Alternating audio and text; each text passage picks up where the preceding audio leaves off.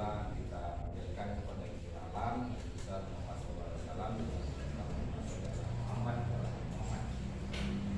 Baik, Ananda mahasiswa, bahwa sebelumnya kita sudah membahas tentang subjek dan objek hukum perdata. Sebelum kita masuk ke dalam pembahasan pada hari ini, yaitu mengenai perjanjian, kita ulang kembali bahwa sebelumnya materi yang kita sampaikan terkait mengenai subjek dan objek perdata. Kalau kita lihat bahwa subjek dari hukum perdata itu adalah sesuatu yang diinginkan atau hal yang diharapkan seseorang dalam pemenuhan hak dan kewajiban. Kalau kita lihat apa saja subjek hukum perdata itu, berupa orang dan badan hukum. Kalau kita lihat terdiri dari orang, berarti ada pihak, ada orang, yang mana orang ini menjadi subjek hukum itu mulai dia lahir sampai dia meninggal dunia. Sementara badan hukum adalah suatu orang yang membuat perusahaan untuk didaftarkan dan menjalankan kegiatan usaha.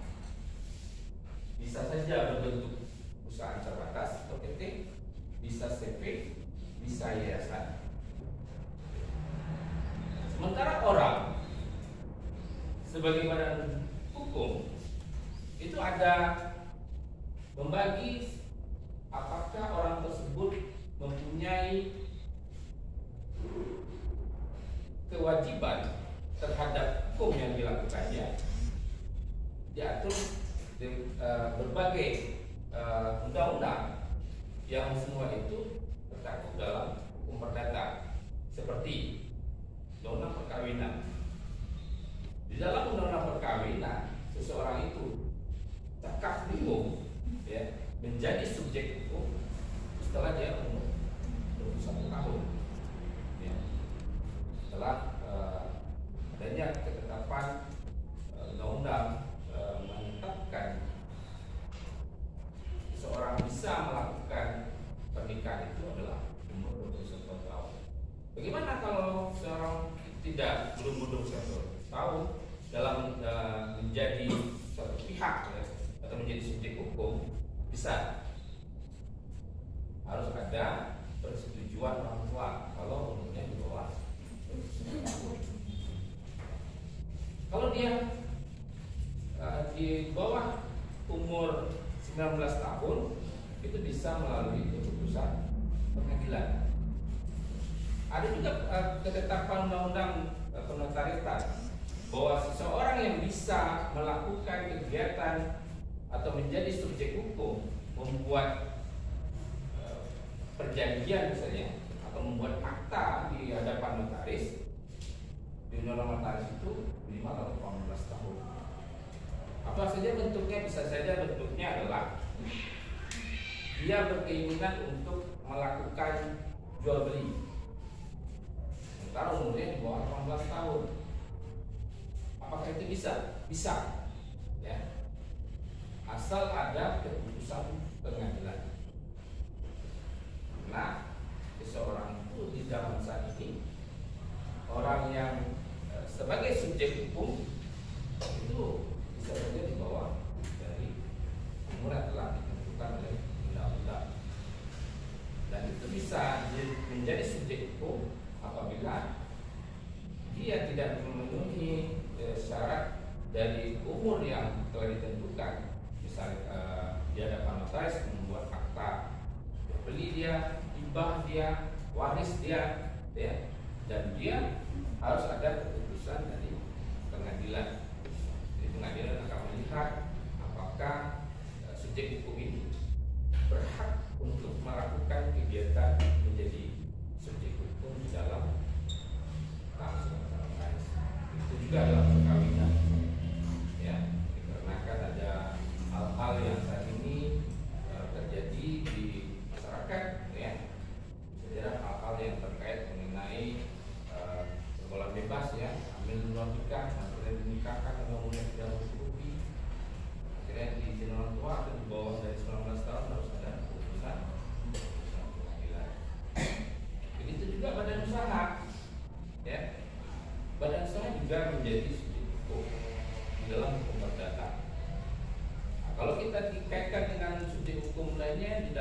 hukum yang ada di Indonesia sebenarnya bukan pidana.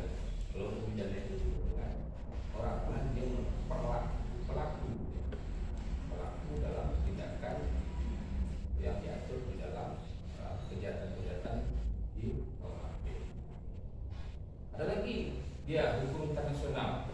Hukum internasional ini subjek hukumnya lebih banyak lagi. Bisa saja negara, bisa saja organisasi internasional, ya. Bisa saja individu, bisa saja orang. Ya. Kalau kita lihat dari badan hukum itu sendiri, kalau di dalam menjadi subjek hukum, maka yang pihak yang melakukan kegiatan dalam bentuk misalnya perjanjian, ya, itu tidak dicantumkan saja badan usahanya, tapi juga direkturnya. Biasanya adalah pihaknya itu adalah orang. Tapi di dalam permasalahan hukum di hukum perdata itu sendiri, maka sanksinya itu bisa saja orang dan bisa saja badan hukumnya. Ya. Kan banyak hal-hal misalnya perjanjian, ya, perjanjian antara perusahaan ini dengan perusahaan ini, tapi pihaknya juga yang menangani nggak mungkin ya perusahaan. Perusahaan itu biasanya ada legalitasnya dalam bentuk logo misalnya, ya, logo. Tentu yang berhadapan dalam perjanjian, kalau di dalam badan usaha tentu cakupannya besar, tentu biasanya diadakan notaris, ya, dalam membuat perjanjiannya, nah, legalitasnya lebih kuat. Dan itu dilakukan oleh biasanya direktur atau komisaris di badan usaha, yang bisa saja PT, CP, yayasan atau badan hukum yang dimiliki oleh pemerintah, BUMN misalnya, atau pemerintah namanya. Nah, perjanjian itu bisa saja dilakukan oleh lembaga pemerintah, ya, dengan orang, bisa saja dengan perusahaan.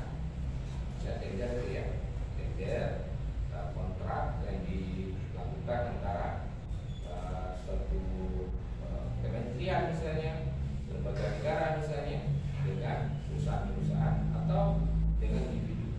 Nah, ini kontrak tenaga kerja misalnya, ya, honorer misalnya. Nah, itu di dalam tersebut merupakan bagian dari pemberdataan. Baik, kita masuk dalam pembahasan kita pada hari ini, perjanjian. Jadi perjanjian ini juga dalam pembahasan perjanjian pada hari ini juga berkaitan dengan pembahasan kita sebelumnya, yaitu subjek dan objek pemberdataan. Ya. Karena perjanjian ini adalah suatu perbuatan hukum yang mana di dalamnya terdapat hak dan kewajiban yang harus dijalankan oleh para pihak, dan apabila tidak dilakukan yang ada di perjanjian tersebut oleh pihak itu, maka ada sanksi, ya, ada sanksi bagi pihak tersebut. Dan ini di dalam hukum perdata inilah yang sering terjadi, yang dilakukan oleh baik itu subjek hukum yang kita kenal dengan orang, ya, badan hukum, dan lakukannya di dalam perjanjian tersebut. Ya. Dan dalam perjanjian tersebut biasanya itu ada objek hukumnya. Ya. Jadi kita pelajari selanjutnya dengan hukum kebendaan. Karena hukum kebendaan itu terkait dengan objek hukumnya. Ya. Ada hal yang mereka perjanjikan, ya, terhadap benda kan, ya, dalam benda berwujud atau tidak berwujud. Ya. Apa bentuk benda-benda yang berwujud? Benda berwujud ya, yang bisa Anda lihat, yang bisa dirasakan, ya. yang bisa dimiliki ya, secara nyata. Yang tidak begitu tidak nyata, tapi dia punya nilai. Apa itu? Bisa saja dalam bentuk hak cipta, hak kekayaan intelektual, itu punya nilai. Ya, kalau orang lain menggunakannya dan orang lain itu akan membuat perjanjian terhadap royalti atas karya seseorang tersebut, dan itulah objeknya. Ada yang objek dalam hal nyata, misalnya perjanjian jual beli itu, ya, pinjam meminjam, ada kredit motor, kredit mobil, ya. Nah, dan itu yang menjadi objeknya, ya, objek dalam perjanjian tersebut. Seleksinya berarti perjanjian dasar hukum perjanjian, bentuk perjanjian, bentuk perjanjian, walaupun ikatan yang bersumber dari perjanjian. Kalau kita lihat di sini, perjanjian merupakan sumber perikatan. Perjanjian diatur dalam buku ketiga Toha Perdata.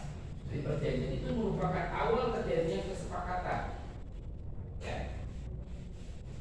Tentunya kalau sudah dibuat dalam perjanjian itu, baik itu dia tertulis maupun tidak tertulis, ya, bentuknya, maka para pihak yang ada dalam perjanjian itu terikat, ya, terikat hukum apabila hak yang dicantumkan dalam perjanjian tersebut dan kewajiban yang tercantum dalam perjanjian tersebut tidak dipenuhi, maka pihak itu bisa diberikan sanksi sesuai dari isi perjanjiannya. Maka segala sesuatu sebelum membuat perjanjian itu harus dipikirkan dulu. Ya, apa saja haknya, apa saja kewajibannya, dan apabila tidak terpenuhi perjanjian tersebut, maka harus ada sanksinya. Jadi dari pengertian perjanjian tersebut harus ada sanksinya. Ya, kalau dalam hal debitur dan kreditur, ya, orang yang meminjam uang ke bank itu ada sanksinya, misalnya denda, ya, atau sampai dia dengan waktu yang telah ditentukan dalam perjanjian dia tidak memenuhi, maka barang yang sebagai objeknya ditarik, ya, ditarik atau dikuasai atau dilelang. Dan itu semua harus dicantumkan dalam perjanjian. Maka di dalam hukum perdata, kalau dia dituntut tidak ada di isi perjanjian, maka itu tidak bisa diminta tanggung jawabannya. Ya. Jadi apapun yang tidak terpenuhi hak seseorang, kalau tidak dicantumkan di dalam perjanjian, maka dia tidak bisa menuntut. Karena dalam perjanjian, maka perjanjian itu mengikat dan menjadi dasar hukum. Nah, dalam perdata itu, ya, menjadi dasar hukum dia, hukum bagi para pihak. Nah, kalau ada permasalahan antara pihak tersebut, antara A, pihak A dan pihak B misalnya, di perjanjiannya, maka perjanjian itu yang akan dilihat apa di situ haknya, apa itu kewajibannya, di mana kalau hak itu tidak terpenuhi, di mana kewajiban itu tidak terpenuhi, apa saja asesmennya, sanksinya, ya. Maka di situ akan dilihat dalam perjanjian tersebut. Maka ini adalah perjanjian itu harus berbentuk tertulis. Ya.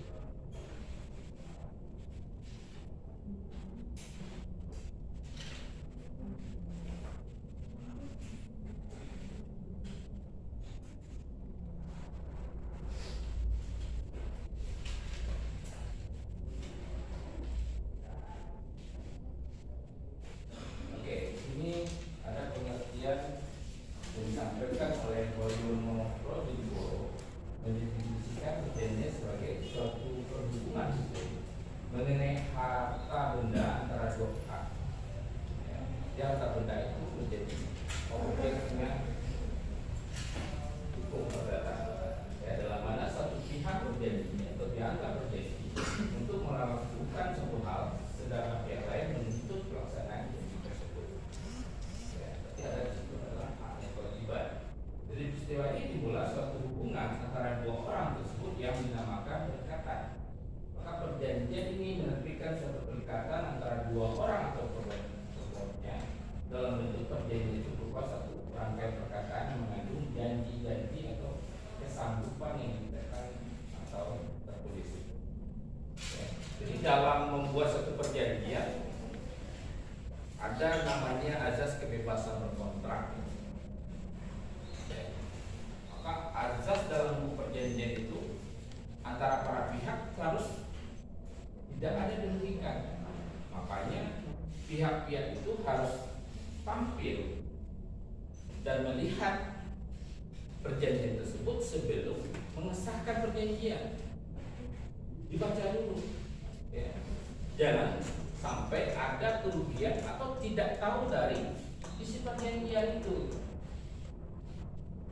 Ya, apalagi saat ini ya, dengan perkembangan zaman banyak yang terjadi perjanjian utang, ya, pinjaman online itu, melihat dengan jumlah uang yang akan diterima, akhirnya seluruhnya nggak dilihat. Rupanya di situ banyak hal-hal yang akan dilakukan oleh kreditur yang memiliki uang tersebut atau perusahaan yang di bidang keuangan tersebut. Ya. Mereka melakukan apa saja untuk meminta kembali haknya. Kalau tidak melakukan pembayaran, maka akan dilakukan menghubungi secara masif misalnya. Ya. Sekarang luar biasa. Yang berutang pihak yang A, gitu. Sementara keluarganya kena. Gitu. Tahu keluarganya, dan keluarganya juga yang akan menjadi sasaran dari lembaga keuangan tersebut. Ya, jadi lihat kembali apa saja isi perjanjiannya. Kalau kita sudah menandatangani secara elektronik dan setuju, ya, karena undang-undang ITE itu selagi lembaga keuangannya resmi di otoritas jasa keuangan, maka apapun yang dibuat dalam perjanjian tersebut maka berlaku bagi para pihak. Jadi jangan asal setuju saja melihat jumlah yang akan diterima dengan jumlah uang. Ternyata di dalam perjanjian itu banyak yang kita mengalami kerugian. Ya. Lihat kembali apapun bentuknya, baik itu dalam bentuk perjanjian elektronik maupun perjanjian secara nyata, ya, atau di perbankan melakukan pinjaman, ya, atau sewa menyewa, ya.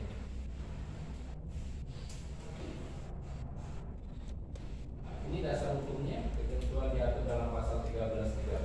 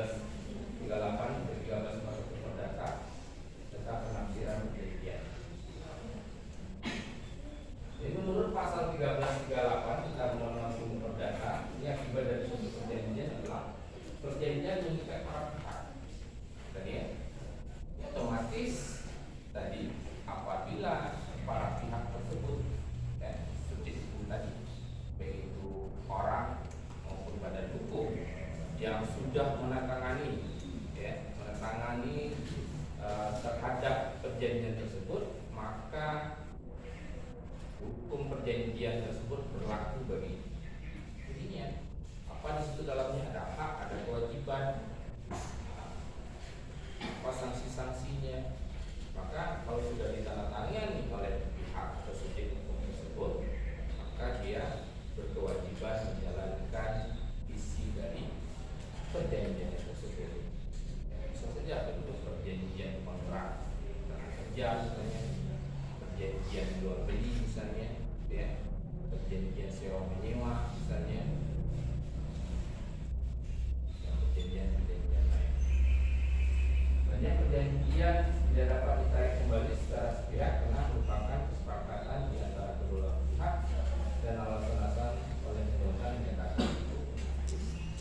Kalau dia tadi cakap, ya, cakap dia melakukan tindakan perjanjian tersebut, ada pihak-pihaknya, ya, ada yang diperjanjikannya, ada perjanjian itu tidak terlarang, ya, perjanjian tidak dilarang oleh hukum.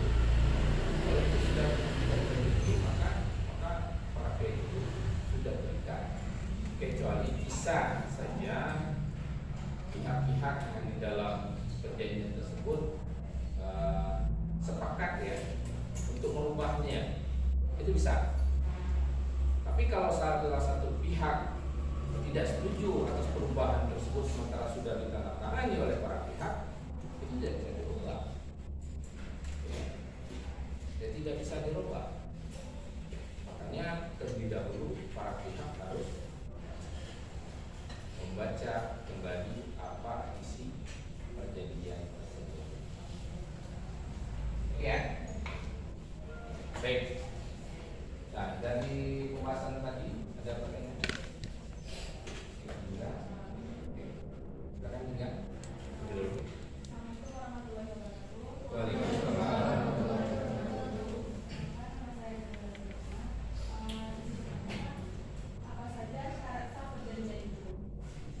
Baik, kalau kita lihat tadi dari apa yang menjadi sah-sahnya perjanjian itu terdapat di dalam Kitab Undang-Undang Hukum Perdata, ya, 1320, ya, 1320. Jadi coba dilihat apa saja, ya. Jadi ada para pihak yang pertama yang melakukan perjanjian, ya. Dan selanjutnya terkait pertanyaan apa yang menjadi sah-sahnya perjanjian. Di perjanjian itu bisa menjadi pengikat para pihak. Itu ada syarat sahnya perjanjian, yaitu terdapat dalam Kitab Undang-Undang Hukum Perdata pasal 1320. Pertama adalah adanya para pihak yang melakukan perjanjian tersebut. Ya, jelas tidak ada pihak atau objek atau subjek dari perjanjian tersebut melakukan perjanjian itu tidak bisa, yaitu orang atau hukum. Selanjutnya ada pihak itu cakap hukum. Tidak bisa kalau dia tidak cakap dalam hukum. Ya, tadi, ya, di dalam undang perkawinan mengenai perjanjian perkawinan dia harus 12 tahun, 21 tahun. Ya. Kalau dia tidak membawa itu, maka dia akan mendapatkan persetujuan dari orang tuanya. Kalau di bawah 16 tahun, dia harus ada persetujuan dari pengadilan. Sementara di dalam membuat perjanjian, kalau dia cakupannya besar, ya, itu biasanya dia akan membuat perjanjian itu di hadapan notaris, dan notaris itu harus minimal 18 tahun baru dia bisa melakukan perjanjian. Oh, dia juga dia mau jual beli, dia utang-utang, ya, sewa menyewa. Kalau dia membuat fakta di atas notaris itu 18 tahun. Kalau bisa dua bisa, dia harus ada putusan pengadilan. Biasanya waris ya, ternyata anaknya masih kecil, di bawah 18 tahun, tapi dia membutuhkan dana untuk masa depannya, sementara dia mendapat warisan dalam bentuk tanah misalnya. Nah, itu ya kalau ingin mendapatkan nilai atau mendapatkan uangnya harus dijual, sementara dialah pewarisnya. Nah, sementara dia umurnya baru 18 tahun, gimana dia bisa menjual beli ya, dari harta warisan tadi misalnya dia dapat, maka dia bisa menjualnya dengan persetujuan pengadilan, atau pengadilan menetapkan dulu apa yang menyebabkan dia menjual beli ya, misalnya, atau hibah misalnya ya, dia menghibahkan warisannya kepada misalnya yayasan misalnya, karena dia umurnya baru belum 18 tahun. Jadi selanjutnya adalah apa yang diperjanjikan ya. Terus ada yang dijanjikan, syarat-syarat perjanjian. Yang keempat adalah sebab yang halal. Itu perjanjian itu dilakukan berdasarkan keuntungan atau yang mendapatkan keuntungan dari pihak lain atau dari objek yang diperjanjikan. Dia bisa segera dalam bentuk jual beli misalnya, ya utang-utang misalnya, ya sewa menyewa, ada apa yang menjadi objek kita perjanjikan. Jadi itu apa tadi? Etika ya, harus dipenuhi. Dan dasarnya adalah 1320 atau apa? Yang tadi sekarang pertanyaannya,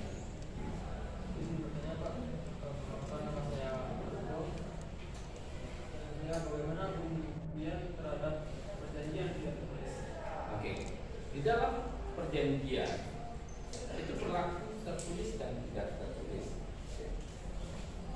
dan dia merupakan sah perjanjian tersebut memenuhi tadi syaratnya tadi ya. Sebelumnya pertanyaannya adalah 4 yang harus dipenuhi sesuai dengan pasal 1320 KUH Perdata. Kalau dia terpenuhi bisa tertulis dan tidak tertulis. Ya, terkadang di dalam masyarakat kita mereka itu saling percaya, sehingga apa yang dia lakukan dalam membuat suatu perjanjian, ya kepercayaan tadi, ya kepercayaan tadi akhirnya terbentuk dia sebuah perjanjian. Tetapi terjadi di dalam suatu perjanjian itu ada masalah, ada namanya prestasi, karena tidak terpenuhi pada kewajiban tadi. Bagaimana cara pembuktiannya? Ini halnya dalam hal hukum acara perdata ya. Dalam hal hukum acara perdata. Di dalam beracara perdata terhadap masalah hukum perdata, yaitu berupa perjanjian yang tidak tertulis, ini bisa diproses bahwa yang menjadi alat bukti itu tidak mesti harus bentuknya tertulis, tidak tertulis pun bisa, karena memang ada 4 ya. Yang pertama adalah ada bentuknya tertulis. Kalau itu tidak ada, yang lain bisa saja pernyataan saksi ya. Selanjutnya adalah pernyataan ya, ada pernyataan ahli ya, pernyataan ahli lah. Dan ada ungkapan ya, ungkapan pernyataan yang dilakukan oleh pihak tersebut. Bisa saja lah buktinya itu berupa suatu alat elektronik misalnya ya. Misalnya dia tidak melakukan sebuah perjanjian itu hanya tidak melakukan tertulis, tapi dia bisa membuktikan bahwa misalnya perjanjian itu adalah pinjam minjam. Saya percaya penani keluarga, akhirnya dia pinjam ke saya, ya, dia pinjam ke saya dengan uang 100 juta. Buktinya apa? Bukti elektronik. Kenapa tidak berlaku? Ya, bukti elektronik itu bisa menyatakan bahwa dia telah melakukan transfer 100 juta, transfer tadi menjadi pembuktian. Atau sebelum-sebelumnya dia melakukan pinjaman ada WA misalnya. Saat ini sudah berlaku itu menjadi alat bukti, ya, alat bukti terhadap perjanjian yang tidak tertulis. Jadi tidak mesti harus tertulis atau tertulis, tidak mesti harus tertulis, yang tidak tertulis pun berlaku, ya, dan bisa diproses di dalam hukum acara.